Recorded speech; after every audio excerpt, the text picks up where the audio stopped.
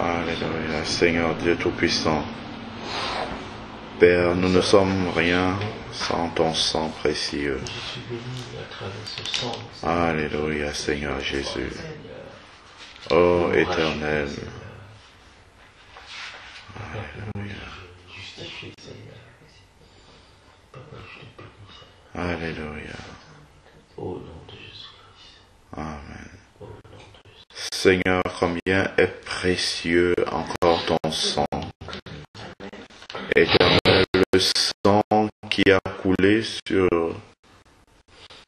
le bois infâme de Golgotha, Seigneur Père. Ce sang-là, Seigneur Dieu, grâce auquel nous sommes sauvés aujourd'hui, Seigneur. Ce sang qui a une valeur aussi grande, aussi précieuse que, Seigneur, rien dans ce monde, Seigneur Dieu Tout-Puissant. Ô Éternel, que serions-nous sans ton sang, Seigneur Père? Le sang de la rémission des péchés, Seigneur. C'est par ce sang qu'aujourd'hui, Seigneur, nous pouvons nous approcher de toi, Seigneur, purifiés et lavés d'une conscience impure, Seigneur Dieu Tout-Puissant. Seigneur, c'est encore grâce à ce sang que même étant chrétiens, Seigneur Dieu Tout-Puissant, nous pouvons encore, Seigneur, nous approcher quotidiennement de toi, Seigneur, parce qu'il nous arrive encore, Seigneur, dans notre marche, Seigneur Dieu Tout-Puissant, de chuter. Mais tu nous relèves et tu nous purifies, Seigneur. C'est parce que nous sommes lavés par ce sang, Seigneur, que nous avons l'espérance de passer la vie éternelle auprès de toi, Seigneur. Merci pour la disponibilité de ce sang-là. Et donne-nous toujours, Seigneur Dieu Tout-Puissant, d'être, Seigneur, conscient, Seigneur Dieu, de ce qui s'est passé à la croix, Seigneur, pour que nous puissions être aujourd'hui au bénéfice de ton sang précieux. Au nom de Jésus-Christ. Amen. Amen. Seigneur, oui, je suis plus fort et plus que vainqueur par le sang de Jésus. Amen. Merci pour le sang de Jésus qui a tout accompli à la croix. Alléluia. Merci pour le sang de Jésus qui a dépouillé, Seigneur, ma vieille chair éternelle. Alléluia, Seigneur. Je te rends grâce et je te prie afin que le sang de Jésus tous les jours me lave, Seigneur. Amen. Les parties, Seigneur Dieu, de ma vie qui ne t'honorent pas, éternel. Alléluia, Seigneur. Seigneur, je veux te glorifier, je veux te dire merci pour ton sang précieux. Amen. Au nom de Jésus. Alléluia. Bon. Nous allons partager la parole de Dieu, sauf si tu... Non, on peut continuer à chanter. Hein. Alléluia, Seigneur. Gloire soit au Saint-Esprit, gloire soit à Dieu le Père, gloire soit à Jésus-Christ, notre Sauveur, notre Frère, son immense charité dure à perpétuité, son immense charité dure à perpétuité. Gloire soit au Saint-Esprit, gloire soit à Dieu le Père, gloire soit à Jésus-Christ, notre Sauveur, notre Frère, son immense charité dure à perpétuité, son immense charité dure à perpétuité.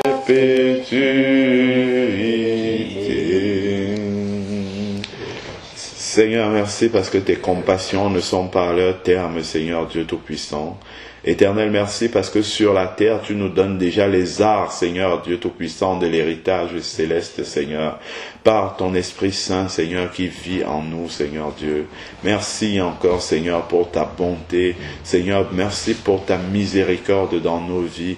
Seigneur, nous savons que nous ne méritons pas tout cela, Seigneur Père, mais c'est ton grand amour débordant, Seigneur Dieu, qui nous inonde chaque jour, Seigneur.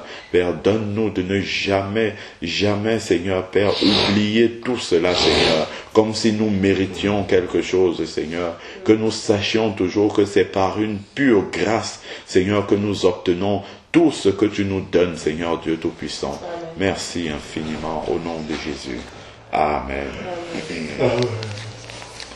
Alléluia. Donc, nous allons prendre la parole de Dieu.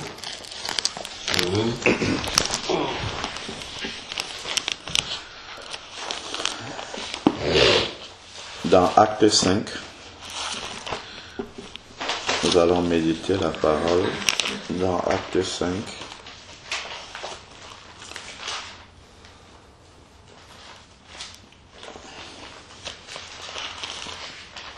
Le livre des Actes des Apôtres, qui est un livre fondamental pour l'Église, parce que nous avons là les débuts même, les débuts de l'Église, et les enseignements que nous pouvons tirer dans le livre des Actes des Apôtres sont vraiment fondamentaux pour nous aujourd'hui, qui sommes parvenus à la fin des siècles, parce que le modèle même de l'Église est donné dans le livre des Actes au travers de la vie justement de l'Église primitive, parce que nous savons que si nous voulons avoir la pureté d'une eau qui coule, si nous allons boire d'une eau qui sort d'une source, plus nous sommes éloignés en fait de la source, c'est-à-dire de l'origine même à partir de laquelle l'eau coule, plus nous buvons loin de l'origine de la source, plus l'eau que nous allons boire est une eau souillée. Parce que plus le chemin, justement, au travers duquel l'eau ruisselle est long, plus l'eau est susceptible de prendre des impuretés. Et à l'arrivée, justement, nous buvons une eau qui est impure. Donc, si nous voulons boire vraiment d'une eau, de l'eau de source même, de l'eau pure même de source, il faut revenir jusqu'à l'origine même de la source. Si nous buvons à l'origine de la source, nous sommes certains que nous allons boire vraiment à l'eau pure. Une eau pure, parce qu'elle sort directement même de la source d'origine. Voilà pourquoi le livre des Actes est fondamental. Et nous devons toujours revenir dans ce livre-là pour voir comment les apôtres ont posé les fondements même de l'Église. Nous pouvons lire dans Éphésiens 2:20 que l'Église est fondée sur les apôtres et les prophètes, Jésus-Christ étant la pierre angulaire. Donc justement, les prophètes ont commencé dans l'Ancien Testament. Les apôtres même sont ceux qui ont posé la fondation justement des enseignements de Jésus. Donc parce que Jésus parlait beaucoup en parabole, mais il expliquait beaucoup de choses aux apôtres. Et les apôtres ont pu reprendre justement les enseignements de Jésus d'une manière beaucoup plus détaillée, beaucoup plus explicite pour ceux qui n'ont pas vécu à l'époque de Jésus, dont nous faisons partie aujourd'hui, et nous avons été appelés en la grâce du Seigneur. Donc, nous allons lire dans le livre des Actes, au chapitre 5. Nous pouvons lire déjà du premier verset jusqu'au verset 11, et nous allons voir ce que le Seigneur veut nous dire dans ce passage. Mais un homme du nom d'Ananias avec Zaphira, sa femme, vendit une propriété et retint avec le consentement de sa femme une partie du prix. Puis il apporta l'autre partie et la déposa aux pieds des apôtres. Pierre lui dit, Ananias, pourquoi Satan a-t-il rempli ton cœur au point de mentir à l'Esprit Saint et de retenir une partie du prix du champ? Lorsque tu l'avais, ne demeurait-il pas à toi? Et après la vente, le prix n'était-il pas à ta disposition? Comment as-tu mis en ton cœur une pareille action? Ce n'est pas à des hommes que tu as menti, mais à Dieu. Ananias entendit ces paroles, tomba et expira. Une grande crainte saisit tous les auditeurs. Les jeunes gens se levèrent, l'enveloppèrent, l'emportèrent et l'ensevelirent. Verset 7. Environ 3 heures plus tard, sa femme entra sans savoir ce qui était arrivé. Pierre lui adressa la parole. Dis-moi, est-ce à un tel prix que vous avez vendu le champ? Oui, répondit-elle, c'est à ce prix-là. Alors Pierre lui dit, comment vous êtes-vous accordé pour tenter l'Esprit du Seigneur? Voici ceux qui ont enseveli ton mari à la porte. Ils t'emporteront. À l'instant, elle tomba à ses pieds et expira. Les jeunes gens, à leur entrée, la trouvèrent morte et l'emportèrent. Et ils l'emportèrent autant pour moi et l'ensevelirent auprès de son mari. Une grande crainte saisit l'Église et tous ceux qui apprirent ces choses. Amen. Que le Seigneur bénisse sa parole. Et il y a beaucoup d'enseignements qui se dégagent de ce texte-ci. Nous pouvons voir déjà comment dans l'Église primitive les apôtres réglaient les problèmes.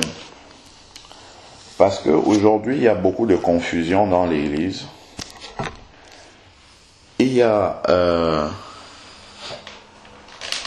beaucoup de choses, en tout cas au niveau de la discipline même de l'Église.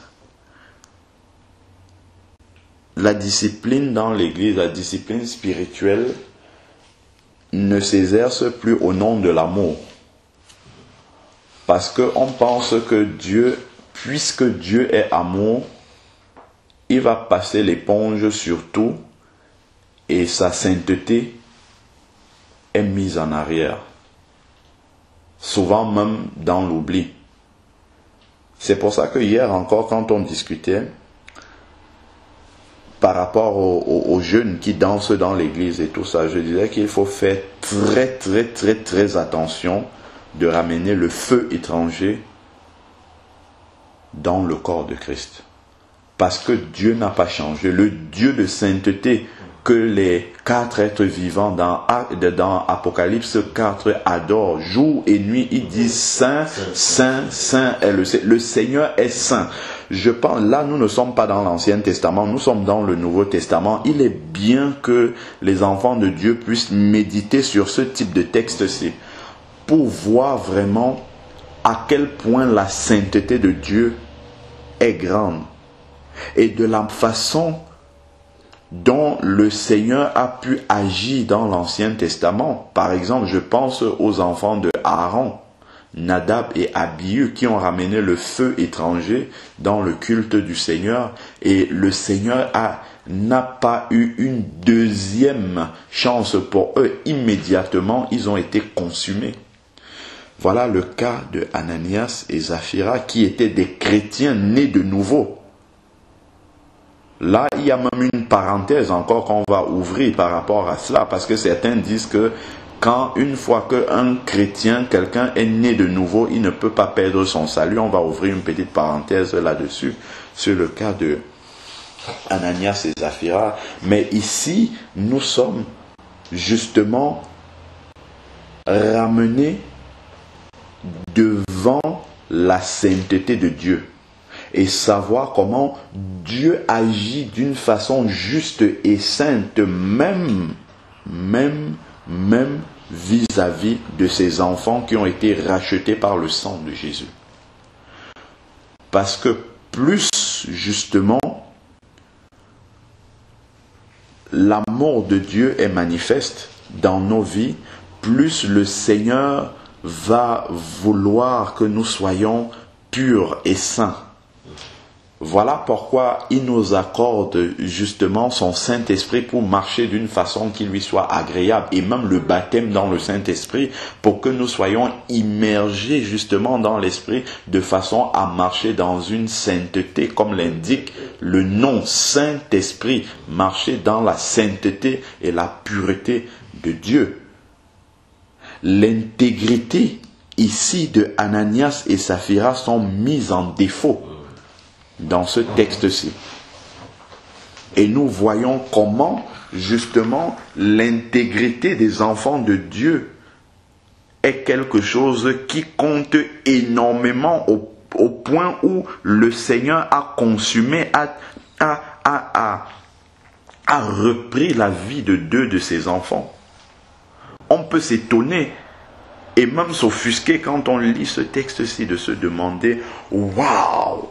Comment juste à cause de cela, Pierre aurait pu leur dire, bon, ok, ce n'est pas très grave, allez amener le complément et puis tout serait réglé.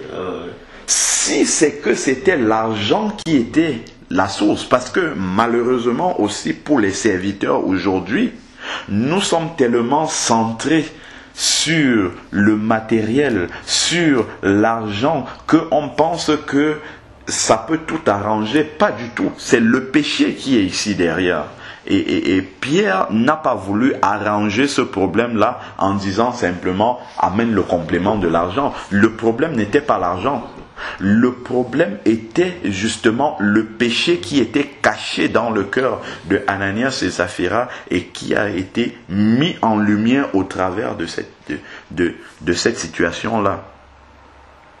Lorsque nous lisons ce texte-là, nous comprenons déjà que 1. Ananias et son épouse n'ont pas vendu leur propriété sous une quelconque contrainte. Ça, c'est la première chose déjà que nous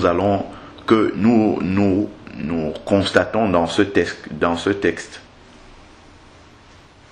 Ils ont d'un commun accord, sa femme et lui, vendu la propriété parce qu'ils le voulaient bien. Personne ne leur a... Donc, il n'est jamais question de forcer les gens à faire quelque chose pour l'œuvre de Dieu. Non, ça c'est quelque chose qui doit venir du fort intérieur des gens. Les gens doivent le faire librement. Ananias et Saphira ont vendu leur propriété librement.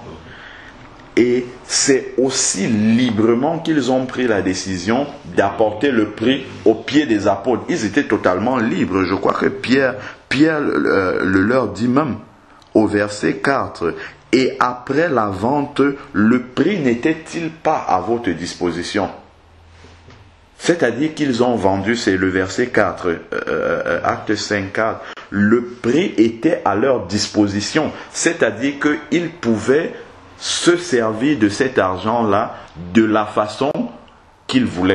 Ils étaient libres, totalement libres de le faire. Les apôtres n'ont pas dit, vous vendez, venez obligatoirement. Non, pas du tout. Du tout. Il n'y a pas de contrainte, pas du tout. Alors, parce que des fois, on tord ce texte-ci, on dit, voilà, vous voyez, ils ont vendu, comme ils n'ont pas apporté la totalité, Dieu a frappé. Ça, c'est un faux enseignement. C'est pas le problème de la totalité qui est en question ici. C'est un problème de péché. Parce que c'est le mensonge, en fait, à la base.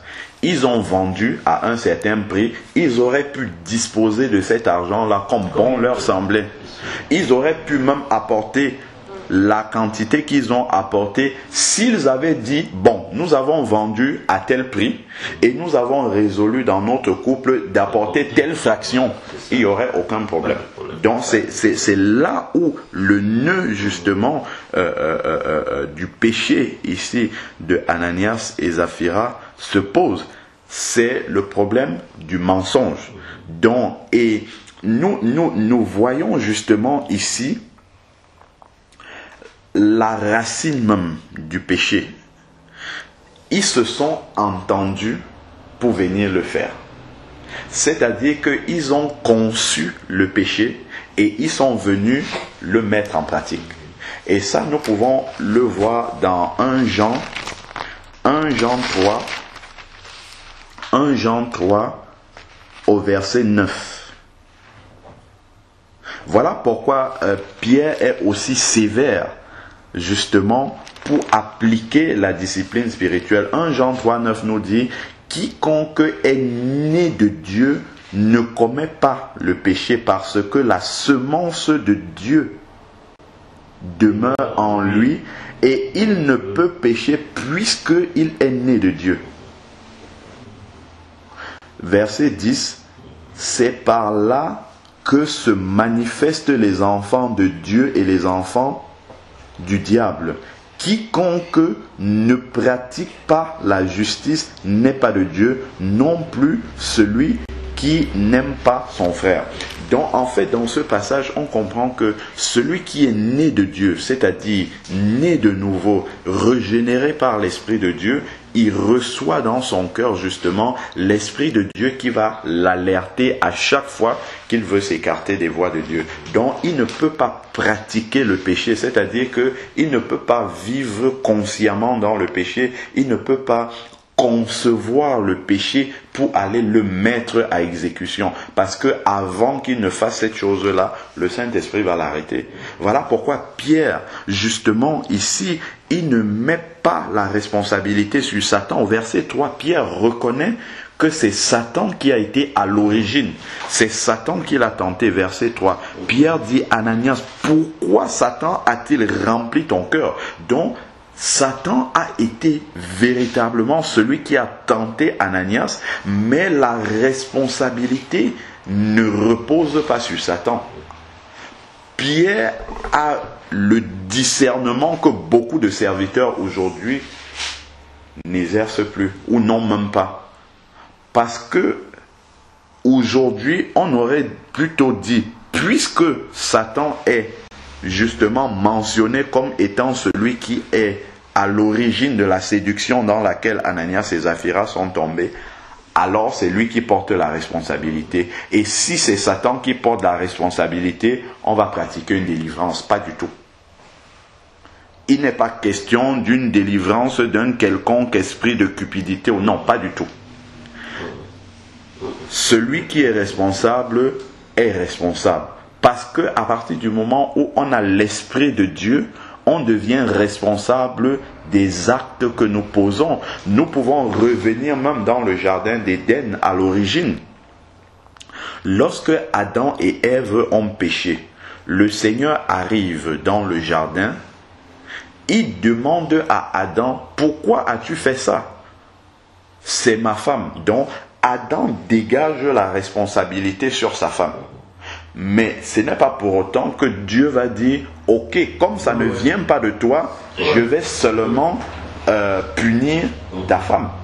Dieu passe maintenant au niveau de Ève. Ève aussi dégage la responsabilité sur le serpent, mais Dieu les a tous punis, tous. Ça veut dire que lorsque un chrétien est dans le péché, quel que soit ce qui lui arrive, s'il marche dans la chair, ainsi de suite, Satan est effectivement à l'origine. Mais en fait, le chrétien s'est laissé séduire par Satan, dont il est responsable. De la même façon que Adam s'est laissé séduire par sa femme, qui elle-même avait été séduite par le diable, dont la responsabilité que portait Adam et Ève dans le jardin d'Éden vis-à-vis de la séduction du serpent. Aujourd'hui encore, tout péché, toute situation qui ne glorifie pas Dieu, qui arrive dans la vie d'un chrétien, de la même façon, le chrétien est responsable. C'est une séduction du diable aujourd'hui qui est infiltrée dans l'église, qui amène les serviteurs à faire des délivrances à tout va. C'est une grande séduction du diable. Tu sais pourquoi, vous savez pourquoi j'insiste beaucoup dessus que c'est une grande séduction? Parce que la parole de Dieu nous dit que nous devons vivre dans la sanctification. Je crois que c'est dans Hébreux 12, au verset 14, qui nous dit rechercher la paix et la sanctification, sans laquelle nul ne verra Dieu. Donc un enfant, un véritable enfant de Dieu qui vit dans l'attente du retour de Jésus, c'est quelqu'un qui va rechercher à se sanctifier tous les jours, comme nous dit, voilà, Hébreux 12, verset 14. Il va rechercher à se sanctifier tous les jours. C'est-à-dire qu'il va laisser l'Esprit de Dieu indexer dans sa vie, dans les moindres petits détails, les tâches qu'il y a. Et il va laisser le Seigneur travailler en profondeur pour qu'il corrige ces tâches-là. Donc, il va vivre et grandir dans la sanctification. Mais, à partir du moment où, justement, Satan vient, de toute manière, Satan, il connaît la parole de Dieu, il connaît Apocalypse 20, donc il sait comment il sera jugé. La sentence du jugement de Satan ne sera pas pire que déjà elle est décrite dans Apocalypse 20. Il sera enchaîné pendant 1000 ans et après les 1000 ans, il sera jeté dans les temps de feu. Il sait déjà quelle sera sa sentence. Donc, voilà, il ne sera pas puni plus que ce n'est indiqué dans la parole de Dieu. Donc, il le sait déjà. Donc, maintenant, qu'est-ce qu'il va faire? C'est qu'il va séduire les chrétiens, justement, pour que les chrétiens ne se sanctifient pas. Parce que quand on délivre quelqu'un, qu'est-ce que ça veut dire? Quand quelqu'un passe à la délivrance, qu'est-ce que ça veut dire? Ça veut dire que cette personne-là n'est pas responsable de ce qui lui arrive. Puisque délivrer quelqu'un, c'est chasser la présence de Satan dans la vie de la personne. Donc, tout ce que la personne fait est le résultat de l'œuvre de Satan dans la vie de la personne. Donc, quand je chasse Satan au nom de Jésus dans la vie de quelqu'un, ça veut dire que j'attribue exclusivement la responsabilité de l'œuvre infructueuse que la personne produit à Satan. Donc, je dégage la personne de sa responsabilité. Et la personne va dire, de toute manière, ce que je fais, c'est Satan. C'est Satan qui me poussait à le faire. Donc, en fait, je ne suis pas responsable. Et voilà comment la personne va continuer à caresser le péché dans sa vie. Il va continuer à marcher avec. Ce n'est pas étonnant que même quand on fait ces séances de délivrance, les gens partent, ça marche quelques mois et après ils sont toujours les mêmes. Parce que la racine n'a pas été chassée. La racine, c'est le péché. Et donc ce n'est que la repentance qui doit justement balayer la racine même du péché. Voilà pourquoi dans le verset 8, Pierre a posé la même question à Saphira, à la femme, à Saphira. Qu'est-ce qu'il attendait? Pierre attendait la repentance de cette femme-là. Mais il a vu qu'elle n'est pas venue dans la repentance. Elle a continué dans le mensonge. Voilà. Elle a continué dans le mensonge. Donc c'est pour ça qu'il faut qu'on soit très très vigilant. Parce qu'il faut faire très attention. Quand on regarde dans les évangiles, parce que les gens disent seulement Jésus pratiquait la délivrance, on pratique la délivrance. Jésus ne pratiquait pas la délivrance de façon aveugle. Attention, il faut voir toujours la manière, le contexte dans lequel Jésus pratiquait la délivrance. Lorsque Jésus délivrait quelqu'un, c'était quelqu'un qui était vraiment possédé. C'est-à-dire que les démons avaient pris le contrôle de la pensée même de la personne. Donc c'est le démon qui agissait en lui. Ce n'est pas la même chose pour un chrétien qui est né de nouveau, qui a l'Esprit de Dieu. Et la Bible nous dit bien, c'est dans 2 Corinthiens 6, 14, qu'il n'y a rien entre l'Esprit de Dieu et le temple de Dieu, autant pour moi, et le temple des idoles. Si l'Esprit de Dieu vit à l'intérieur d'un chrétien, le diable n'a aucune place à l'intérieur, aucune. Ça serait vraiment une contradiction par rapport à la parole de Dieu. Donc si quelqu'un est vraiment né de nouveau, l'esprit du malin, les démons ne peuvent absolument pas vivre en lui. Voilà pourquoi ici Pierre ne met pas la responsabilité sur le diable. Il ne faut pas confondre le fait que Satan puisse se mettre à l'extérieur ou ses démons et essayer depuis l'extérieur d'oppresser un chrétien. Parce que ce que Satan fait, il essaye d'injecter une idée. Il injecte des pensées mauvaises puisqu'il ne lit pas à l'intérieur des pensées de l'homme. Donc ce qu'il fait, il se met à l'extérieur, il injecte des pensées mauvaises et en fonction de la manière dont je parle du chrétien. Lui, il va réagir. Satan saura dans quel état spirituel il est. Est-ce que la porte est ouverte ou pas? Exactement, voilà. C'est pour ça que je te coupe pas la parole. Oui, justement. Quand on délivre quelqu'un, au lieu d'aller, parce que la Bible est claire, quand on délivre quelqu'un d'un mauvais esprit, il faut nettoyer la maison parce qu'il faut que tu puisses nettoyer la maison, sinon le même esprit revient avec sept autres. Tout à fait. C'est pour ça que, au lieu de pratiquer la délivrance, la solution biblique, il y a 3000 personnes dans Acte 2 qui ont cru lorsque Pierre a prêché le jour de la Pentecôte, mais nulle part on ne nous dit que on a pratiqué la délivrance sur les 3000 personnes. C'était les anciens païens. Pas du tout. Pourquoi? Parce que la prédication fidèle de la parole de Dieu est suffisante pour délivrer les gens.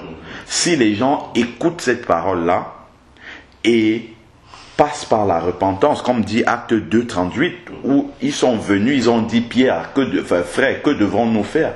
Et Pierre a dit repentez-vous. Et c'est cette repentance qui coupe les liens justement avec la vie passée. Et voilà pourquoi ici dans ce texte-là, Ananias, Saphira, qui sont des enfants de Dieu, sont absolument responsables de l'acte qu'ils ont posé. Ils sont responsables de cela. Voilà pourquoi Dieu juge. Il juge immédiatement. Et c'est ça que, justement, on doit faire aujourd'hui. Quelqu'un vient. Jésus délivrait, je reviens encore dans les évangiles, des personnes qui avaient perdu le contrôle d'eux. Des personnes qui ne pouvaient même plus recevoir la parole de l'évangile tellement ils étaient tourmentés par les démons. Donc, leur esprit ne pouvait même pas être sain comme ça tranquille, je veux dire, pour écouter la parole de Dieu. Parce que c'est cette parole-là qui délivre.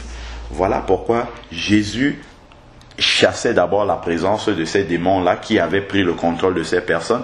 Et ensuite, les personnes commençaient à suivre Jésus. Donc, Jésus pratiquait la délivrance sur des personnes qui n'étaient pas converties et même pas dans tous les cas de figure. C'est quand ces personnes-là étaient tellement possédées qu'ils ne pouvaient même pas réfléchir et ils étaient sous l'oppression vraiment démoniaque que Jésus chassait les démons. Sinon, ce que Jésus faisait et ce que les apôtres ont fait, c'est qu'ils prêchaient uniquement la parole de Dieu.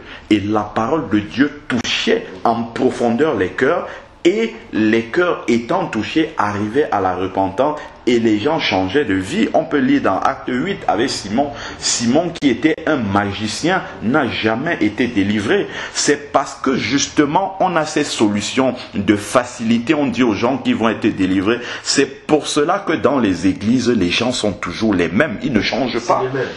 Parce qu'ils pensent que la solution miracle est là et c'est la délivrance. Dès qu'il y aura un problème, ils vont seulement aller dire oui, pasteur, il y a ci, ça, allez hop, on vient, on prie, on chasse. Il n'y a rien à chasser. Il n'y a pas à chasser. Moi, si j'avais à exercer un ministère pastoral comme ça, quelqu'un vient, on discute ensemble sur sa vie, qu'il donne les détails de sa vie. Et je suis certain que si les serviteurs discutaient vraiment personnellement avec les gens, on se rendrait compte que quelque part dans leur vie, ils ont un nœud avec le passé qui n'a pas été rompu et ils entretiennent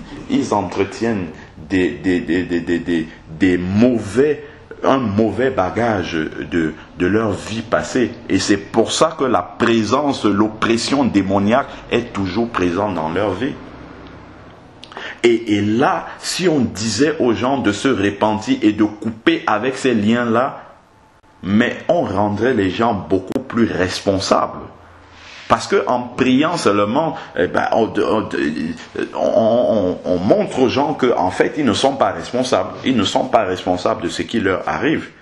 Et voilà pourquoi ces solutions de délivrance-là sont toujours... C'est un échec. C'est parce que la parole de Dieu ne le prêche pas. On ne peut pas vouloir avoir les résultats apostoliques en prêchant un autre évangile. C'est pas possible. Pour avoir les résultats apostoliques, il faut prêcher une prédication apostolique. Et le modèle des apôtres tel qu'on le voit, c'est que les apôtres prêchaient toujours la repentance. On peut même encore voir dans Acte 26 au verset 20 où Paul a dit, Acte 26 au verset 20, voilà ce que Paul dit. Il dit, puis de Jérusalem, dans tout le pays de Judée, puis aux païens, j'ai annoncé la repentance. Voilà par où il commence toujours. C'est toujours le point de départ. Il dit, j'ai annoncé la repentance et la conversion à Dieu. La repentance sincère doit toujours précéder voilà. Et ensuite, qu'est-ce qu'il dit? Avec la pratique des œuvres dignes de la repentance. C'est-à-dire, une fois que la repentance est venue, une fois que la conversion est venue, ça doit être suivi de la pratique des œuvres de la repentance. C'est-à-dire la nouvelle vie de la personne doit montrer qu'il est passé par une sincère repentance. C'est pour cela, moi je pense que tant qu'on s'obstine à faire les délivrances et tout ça, il ne faut pas s'étonner de l'état lamentable de la vie des chrétiens. Il ne faut pas être étonné. On ne peut pas arriver à produire les vaillants chrétiens que nous voyons, les Étienne et tout ça que nous avons dans la parole de Dieu, dans le livre des Actes, avec un autre message. Pas du tout. Ça ne va pas, ça ne va pas produire les résultats qu'on a dans la Bible. Si on veut avoir les résultats qui sont dans la Bible, il faut prêcher la même prédication qui est là. Amener les gens à se repentir, à couper les liens avec leur vie passée, à renoncer, à vivre une vie nouvelle. Une vie nouvelle. Les endroits anciens où on allait, il ne faut plus aller. Les anciennes relations qui ne nous mènent à rien que le Seigneur, il faut couper ces liens-là. Voilà, c'est ça qui amène justement à l'iniquité. Et nous sommes, comme on voit dans ce texte-ci, le chrétien est responsable, entièrement responsable du fait que Satan l'a séduit. Et il a appliqué justement ce que la volonté de Satan et non la volonté de Dieu. Bon, maintenant l'autre parenthèse que je voulais ouvrir ici, Ananias et Saphira, son épouse, c'étaient des vrais chrétiens nés de nouveau. Et nous pouvons voir ici que immédiatement, lorsque le péché a été révélé,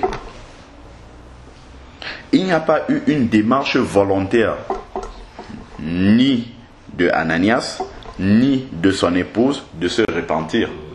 Surtout son épouse. Voilà. Parce que l'autre, Ananias, a été frappé. Et son épouse, voyant le sort qui était arrivé à son mari, devait se repentir. Tout à fait. Bon, la repentance n'y était pas. La repentance, et il voulait vraiment la gloire personnelle. Oui, en fait, c'était le m'as-tu vu. C'est je fais comme vous, comme d'autres ont aussi fait, c'est-à-dire que bon, voilà, c'est pour être bien vu, en fait, c'était ça.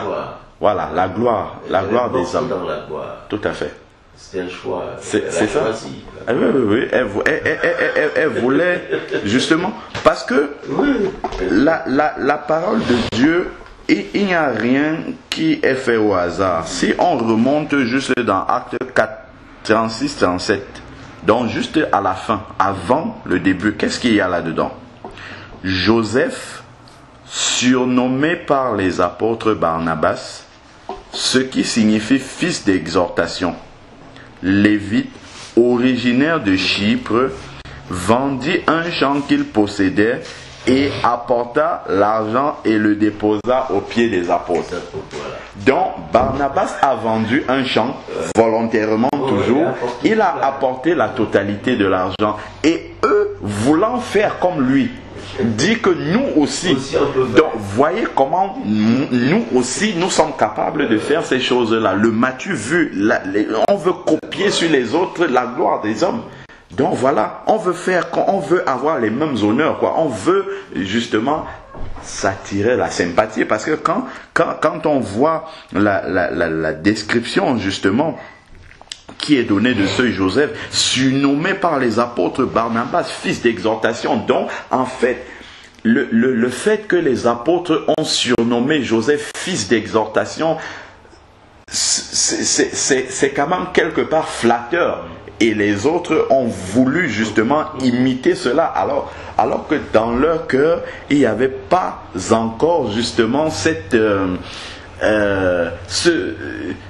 circoncision du cœur qui amène l'enfant de Dieu à être intègre dans toutes ses voies. Eux, ils n'avaient pas encore cela, mais ils voulaient le produit, le résultat justement de ce que cette intégrité-là peut donner sans vouloir payer le prix. Sans vouloir payer le prix. Donc voilà comment ils ont justement ouvert la porte à Satan. Et on voit que c'est le péché dans leur vie qui a ouvert la porte à Satan. Et c'est ça qui, c'est pareil pour les autres. C'est-à-dire que quand c'est pareil pour les autres. Je dis comme le séance de délivrance, on te délivre au lieu de maintenir ta vie dans la sainteté, dans l'obéissance. Oui. Tu ouvres encore une brèche parce que, par exemple, si c'est une fille qui vivait avec un homme, oui, au lieu de croire à la puissance de Dieu, oui, croire que si je coupe totalement avec ce gars, oui, Dieu va me donner. Parce que un mari, oui. Dieu va me donner encore l'argent pour payer le loyer. Oui, tout à fait. Si de temps en temps, il faut que j'aille pour qu'il me donne un peu. Non, quand tu as coupé avec le passé, coupé avec le passé. Ça, quand vrai. Tu reçois Christ dans ta vie, qu'on a délivré, on a supposé que bon, la délivrance, le premier cas de délivrance, ça peut être une bonne délivrance. Mais à ce moment, il faut couper avec le passé, comme on dit. Et puis maintenant, que ton corps soit le temple du Saint-Esprit. Tout à fait. Donc, tout à fait. Tu fermes la porte au diable. À ce moment, le Seigneur qui connaît tes problèmes, qui connaît bien sûr, va te les donner autrement. Bien sûr. Sans passer par le péché. Oui, exactement. Dieu n'est pas tributaire. Il n'est pas tributaire du diable pour accomplir ses desseins dans la vie de son enfant. Il n'est pas tributaire du diable. Que la délivrance dans une église, pour moi, à un moment donné, même j'étais d'accord avec Arsakosian. Parce que lui n'est pas d'accord pour l'histoire des verres.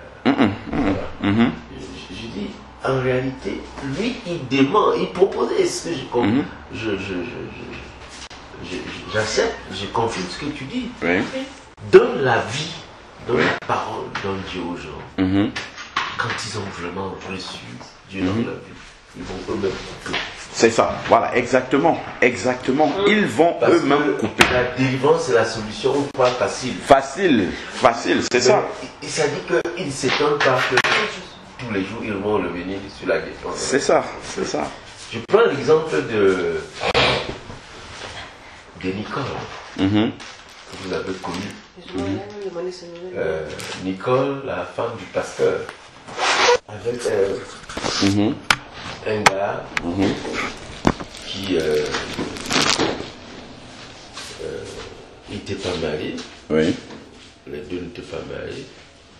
Mais c'était un monsieur d'un mauvais esprit qui allait jusqu'à lui dire que tu ne te marieras jamais.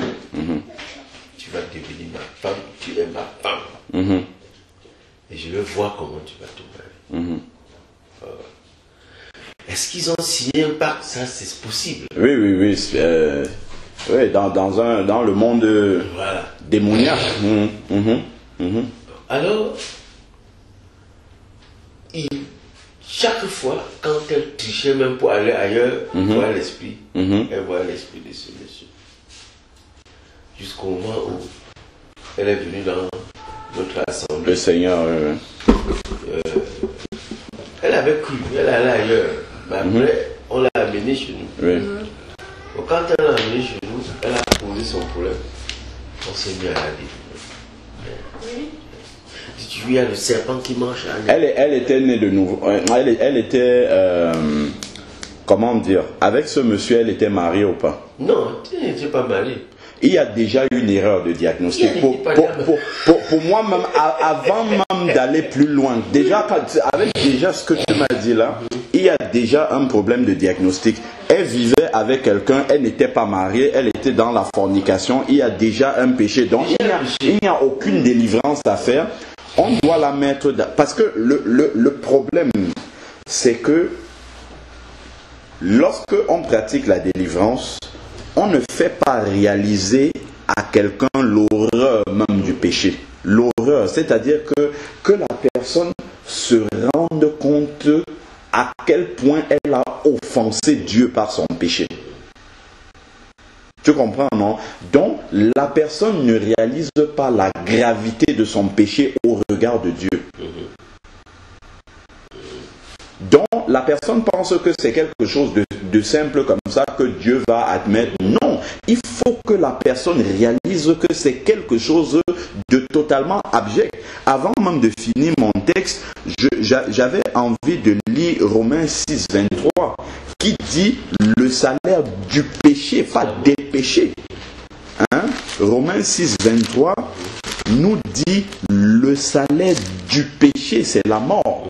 Voilà, Ananias et Saphira, on ne connaît pas les détails de leur vie, mais à cause d'un péché, ils sont morts. À cause d'un seul péché. Parce qu'il faut qu'on rappelle la sainteté de Dieu.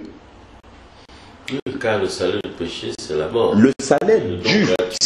Voilà, c'est ça. C'est la vie éternelle en Jésus-Christ, notre Seigneur. Je veux vraiment insister sur le du péché, pas des péchés. À cause d'un péché. Donc, il faut faire réaliser à cette personne que vivre maritalement avec un homme sans être marié, c'est une abomination aux yeux de Dieu dont il faut se repentir, couper totalement. Voilà là où la délivrance de cette personne-là devait s'opérer si elle obéissait et lui dit que si tu n'obéis pas à cela, ne t'étonne même pas. Ne t'étonne pas. Pas du tout. Bon, disons qu'il s'était déjà séparé. Et c'est parce qu'il s'était séparé, il a rencontré le pasteur Dior.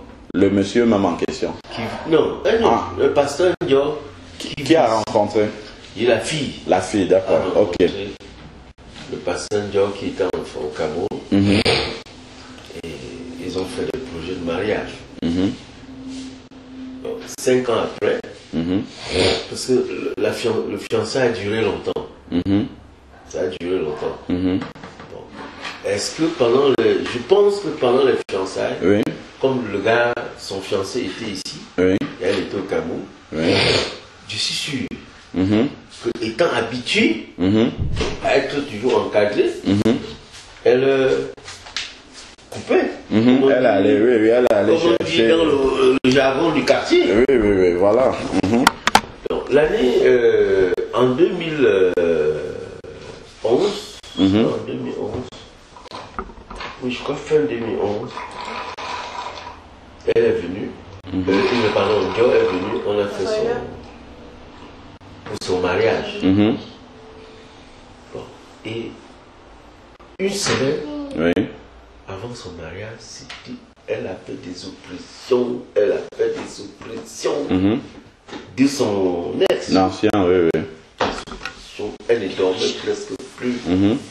Elle était obligée de partir, même venir dormir à l'église. Son mari a pu faire ce qu'il pouvait, c'est-à-dire la délivrance. Et quand son mari a commencé, lui aussi, elle a reçu des coups de balle, tout ça. Et une soirée alors, le pasteur a dit, bon, nous, tout le monde, nous tous là, on se retrouve à l'église pour le combat. On est venu,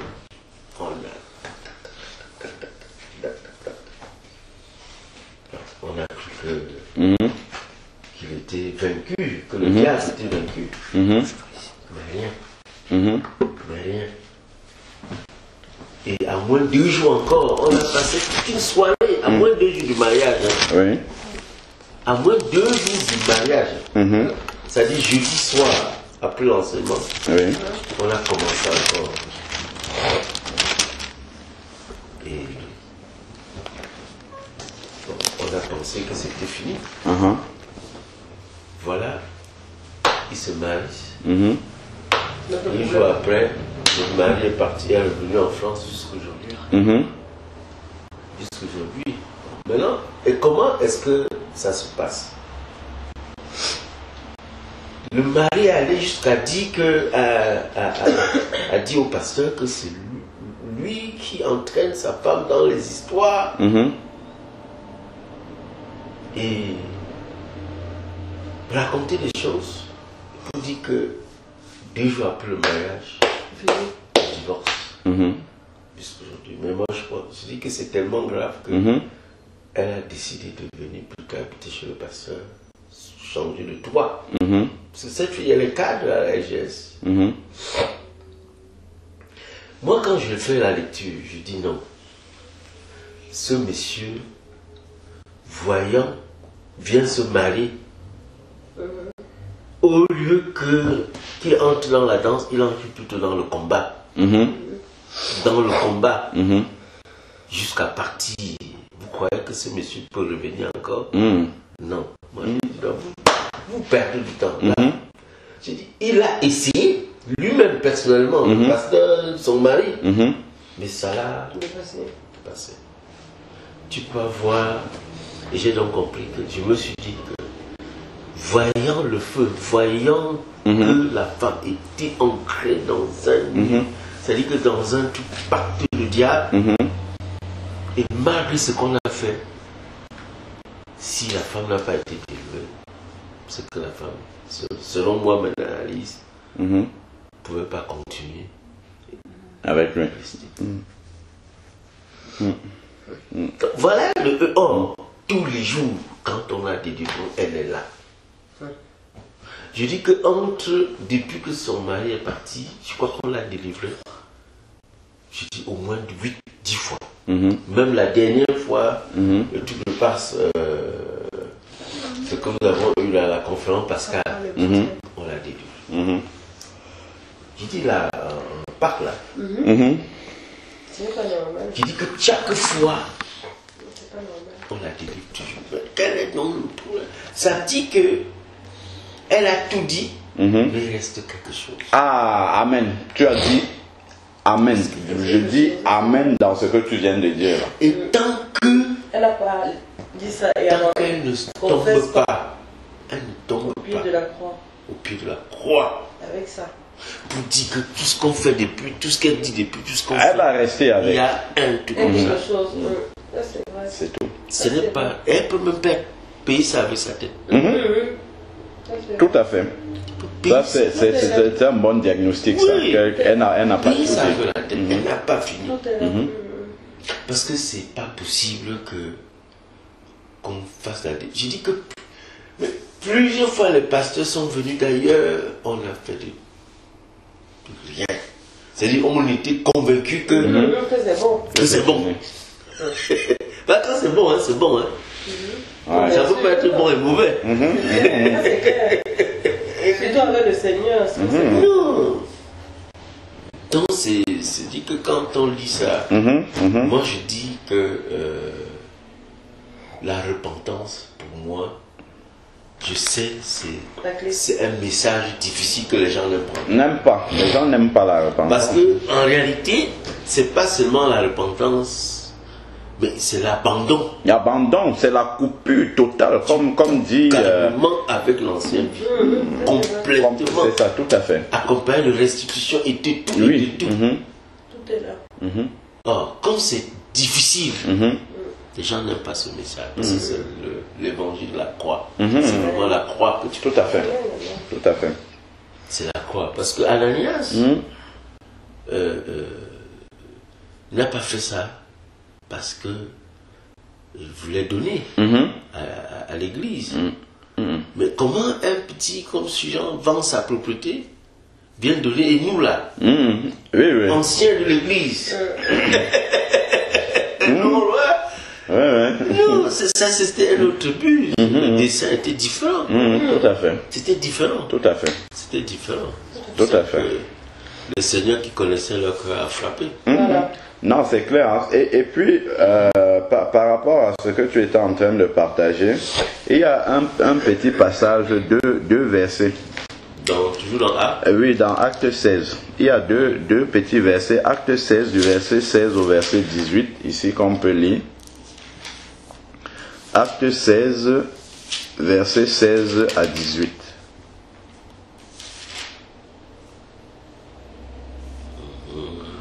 Comme nous allions au lieu de prière, une servante avait un esprit de python. Donc c'est vraiment quelqu'un qui était possédé.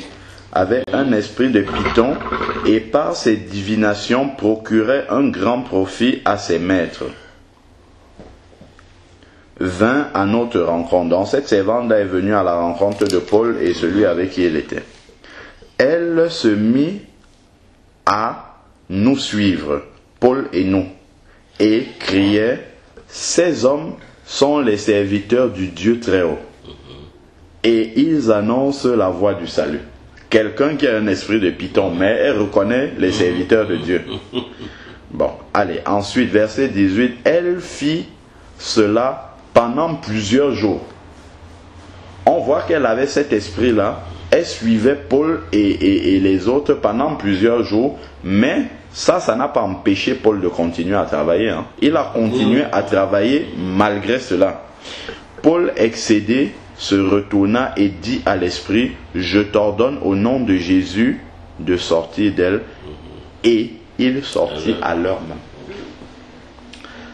Ça, c'est pour dire que même dans les cas où on pratique une délivrance, il n'y a pas à passer des millions d'heures là-dessus. Non, il n'y a pas de... C'est une parole d'autorité. Même Jésus, c'est comme ça. L'exercice d'autorité. Il exerce l'autorité. Il parle une fois. Mais quand on voit, même dans Acte 4, dans Matthieu 4, le combat spirituel de Jésus et Satan dans le désert, Jésus servait la parole de Dieu. Il ne répondait pas par des paroles de... Non, c'était la parole de Dieu. Il est écrit ceci, il est écrit. Et lorsque Jésus a voulu prendre l'autorité, il a simplement dit au diable, retire-toi maintenant. C'est tout. Une seule parole.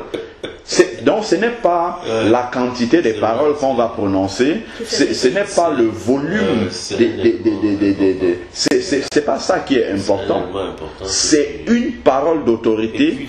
Au nom de Jésus, il doit partir. Et si le diable ne part pas, sur une parole d'autorité d'un vrai chrétien. Si le diable ne parle pas, ça veut dire qu'il y a quelque chose qui lui donne l'autorité légale de rester là. Donc déjà ça devrait suffire. Si vraiment on se rend compte que la fille est possédée et que bon, la parole de Dieu même, elle n'arrive pas à comprendre pour être délivrée, si on donne une parole et que le diable reste dans la vie de la personne, c'est fini, il faut arrêter. Ça ne sert à rien. On ne répète pas, c'est fini. On va dire à la personne, ça veut dire que le diable a l'autorité légale de rester dans ta vie et toi tu sais pourquoi, Dieu sait pourquoi et le diable sait pourquoi. C'est tout. Donc c'est entre toi, le diable et Dieu sait ce qui se passe entre vous. C'est à toi de régler. C'est entre les mains de la personne. C'est pour ça que je disais que le diagnostic que tu as posé concernant cette personne-là est bon. Et ça, ce diagnostic-là, c'est dès le début qu'on pouvait le poser. Dès la première prière, une seule prière, ça suffit largement. Si la personne n'est vraiment pas délivrée, ça je dis même au cas même où il fallait délivrer, parce que je ne suis même pas sûr qu'il fallait faire une prière de délivrance.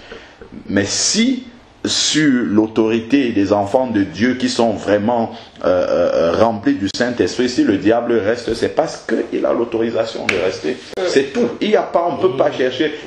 Si le diable n'a pas l'autorisation légale de rester dans une vie, il ne peut pas rester. Si on lui demande de partir au nom de Jésus, il ne peut pas rester là-dedans.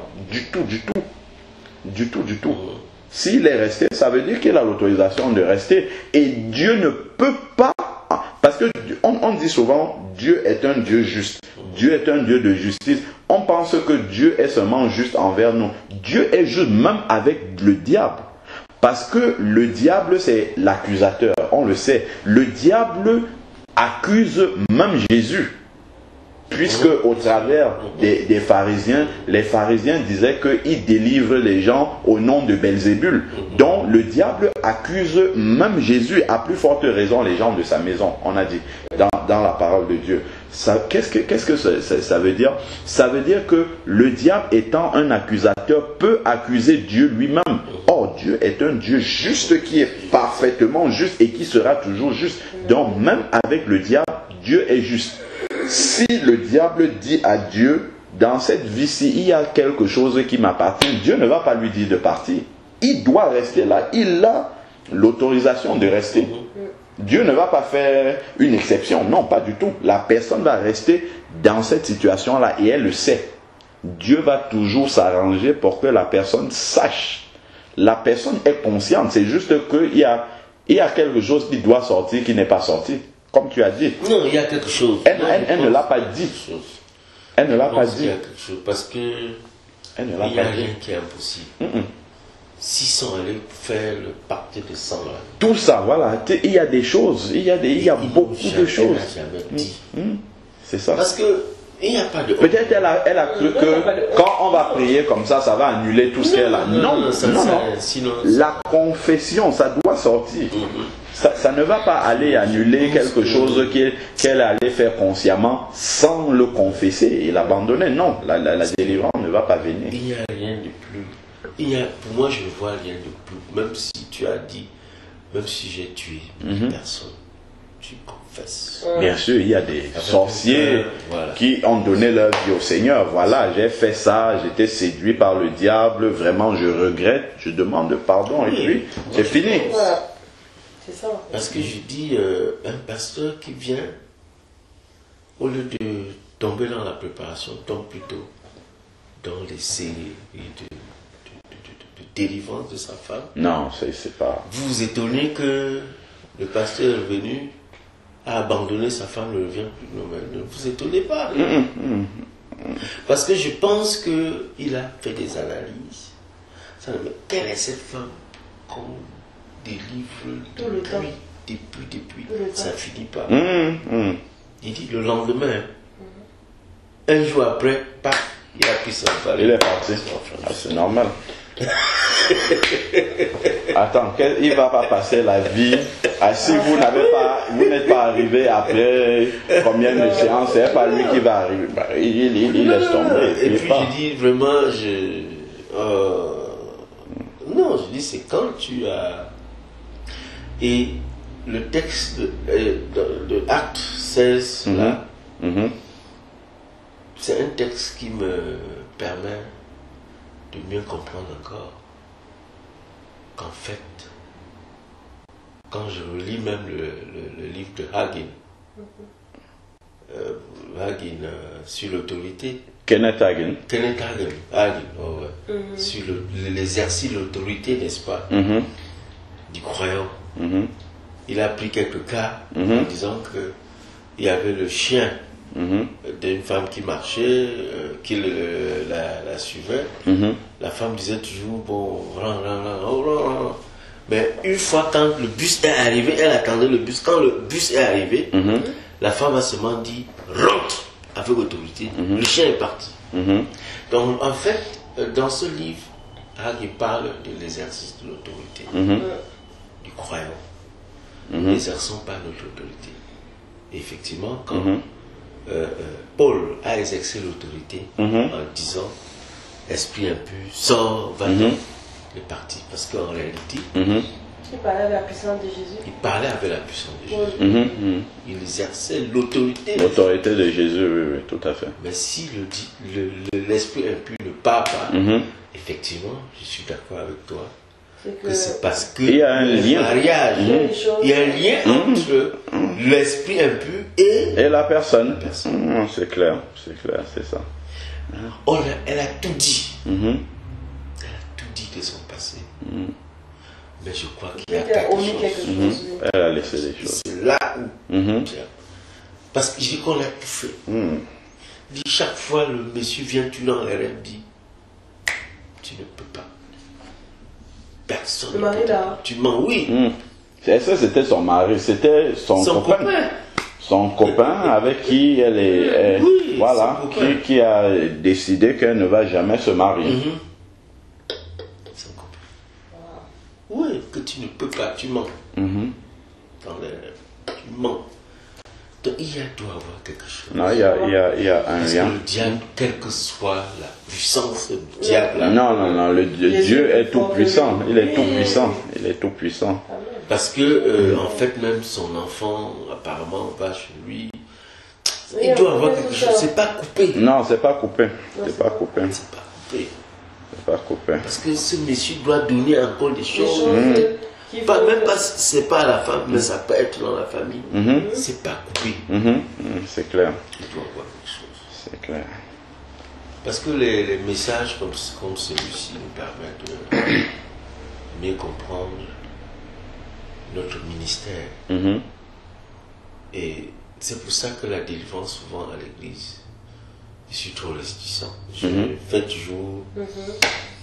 Parce que moi, je dis un jour, parce que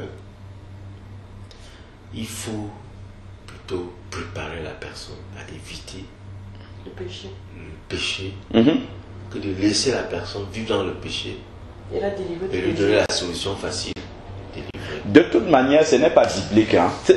Il aura beau s'entêter, il est venu ici, on en a parlé. Il aura beau s'entêter, il verra toujours les résultats. C'est pas sorcier. La parole de Dieu doit s'appliquer. Tant qu'il s'entête à faire ça, il verra toujours. Il aura toujours des chrétiens charnels. Il ne peut pas faire autrement. Il ne peut pas faire autrement que d'accepter la parole de Dieu. Parce que tu viens. Même si on a eu des cas de délivrance, quelqu'un qui vient à l'église, il reçoit, il doit prendre le vol le soir, on est le matin, il dit à la personne, non, va te préparer, tu repousses même ton voyage de 2 jours, et tu prends une retraite, tu viens ici à l'église pendant 4 jours, après le 4e jour on va te délivrer. Ce n'est pas de quoi? De quoi? C'est pas ça. Ce n'est pas ça la solution. Ça, c'est ne pas croire que la puissance de la parole est capable. C'est pas biblique. C'est pas biblique. Tant que il s'entête à faire des choses qui ne sont pas bibliques, ben, il n'aura pas de résultat. Moi, je pense qu'il faut plutôt faire le diagnostic. Exactement. Avec la personne. Parler. Voilà, parler. Un diagnostic. Cure d'âme. À l'issue du diagnostic, il va voir que tel. Et c'est sur ça qu'il faut. Oui, même la personne, elle va lui donner la clé. Voilà, et la personne va aller faire elle-même. Voilà. C'est comme ça. C'est ça la solution propre. Repends-toi. Voilà, totalement. Repends-toi. Et si tu ne te repens, si tu ne vis pas, ça ta vie. Voilà, c'est ça. C'est ça qu'il faut expliquer. Ça sera toujours comme ça. Moi, je dis... Et les gens comprendront. Il va moins se gaspiller, s'égosiller. Il s'égosille pour rien, parce que la parole n'enseigne pas ça. Tu prends tout un après-midi. Voilà, et ben, ça c'est s'efforcer. S'efforcer à faire quelque chose qui n'est pas enseigné dans la parole de Dieu. Ben, s'il veut écrire un nouvel évangile, il écrit son évangile, mais ça ne correspond pas à la parole de Dieu. La délivrance. Ça ne correspond pas. Il me dit, après, il dit non, c'est les Européens. Oui, il nous a tout dit ça. Non, il nous a tout dit ça. Parce que le contexte. C'est même les premiers qui ont besoin de ça ici. Oui, justement. Parce que c'est des gens qui consultent les médiums, c'est des gens qui ils ont plus besoin encore. C'est des gens qui ont ces discours, de suicide, de tout ça, ça vient. Les blancs vous ont mis dans la tête. C'est pas une question de ça. La parole de Dieu est claire. La parole de Dieu ne... Qu'elle soit en Inde, qu'elle soit en Chine, qu'elle soit au Cameroun, qu'elle soit n'importe où dans le monde, les effets de la parole de Dieu sont les mêmes. Parce que les actes des apôtres qu'on voit là, les apôtres allaient dans des villes comme Éphèse, où il y avait carrément des dieux grecs qui étaient adorés, les Artémis et tout ça. Il y avait vraiment des lieux démoniaques. Mais c'est la même parole qui a délivré ces gens qui étaient là-bas. Ces gens, ils étaient possédés, mais c'est cette parole-là qui les a délivrés. Donc on ne peut pas dire que non, nous sommes dans un contexte exceptionnel par rapport à la parole de Dieu. Pas du tout. Pas du tout. Et puis on regarde même le Nouveau Testament, Dieu n'a jamais délivré un converti. Non, jamais. Il y a pas. Des personnes qui n'étaient pas au Seigneur, il dit va et ne pêche plus. Voilà, exactement. Voilà ce que Jésus disait. Va et ne pêche plus. Oui, tu as donné ta vie au Seigneur. C'était va et ne pêche plus. Il y a la repentance. La repentance, c'est le message. C'est la clé de la délivrance, c'est la repentance. Parce que Saphira ne sait pas repentir. Elle ne sait pas repentir, tout à fait. Elle est restée toujours dans le même esprit que son mari, son feu mari. Exactement. Et elle est morte. Exactement. Et donc pour finir, et puis on va prier, après on peut continuer à partager. C'est la parenthèse que je disais tout à l'heure, c'est aussi sur le... Est-ce qu'un chrétien peut perdre son salut? La réponse est claire ici. Ananias et sa femme étaient des chrétiens. Ouais. Ananias meurt sans s'être repenti. On a vu dans Romains 6,23 que le salaire du péché c'est la mort. Donc c'est l'enfer. Donc Ananias ici là il ne part pas au ciel. Il n'a pas eu le temps de se repentir. Son épouse aussi. Donc la réponse est très claire dans ce texte-ci. Nous sommes chrétiens. Nous avons le salut, mais il faut le garder jusqu'à la fin. Amen. Voilà pourquoi Jésus va dire à celui qui vaincra. Paul va dire j'ai combattu le bon combat de la foi. J'ai achevé la course. Achevé. Donc il faut achever. Il faut achever. Il faut aller jusqu'au bout. Il faut aller jusqu'au bout. Ok. Bon, ben on va prier et après on va continuer. Seigneur Dieu Tout-Puissant, merci encore pour la richesse de ta parole, Seigneur Dieu, qui est la seule autorité, Seigneur, que tu nous as laissé, Seigneur, pour pouvoir vraiment comprendre, Seigneur Dieu, quel est ton plan parfait. Seigneur Père, nous voyons comment ton Église va à la dérive, va à des solutions, Seigneur Dieu, qui sont des solutions vraiment que tu n'as pas enseignées dans ta parole, Seigneur Père. Je te prie pour que tu puisses encore éclairer, Seigneur Dieu Tout-Puissant, cette partie de ton Église, parce qu'il s'agit d'une séduction du malin, comme tu nous le montres, Seigneur Dieu, qui a tendance à séduire les chrétiens pour qu'ils n'assument pas les responsabilités, Seigneur, de leur désobéissance, Père.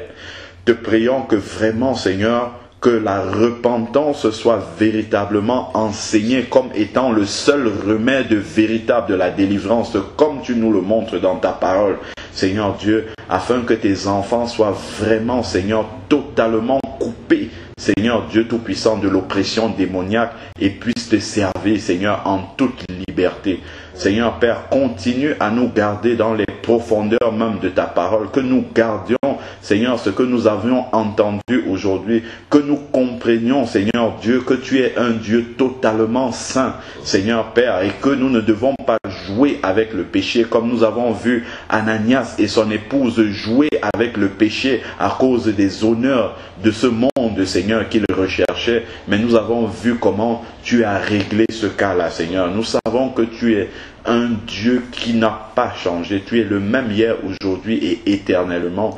Donne-nous à veiller sur notre vie, à veiller dans nos voies, Seigneur, à éliminer toute trace, Seigneur Dieu Tout-Puissant, de péché dans notre vie, Seigneur Dieu, afin que nous puissions vivre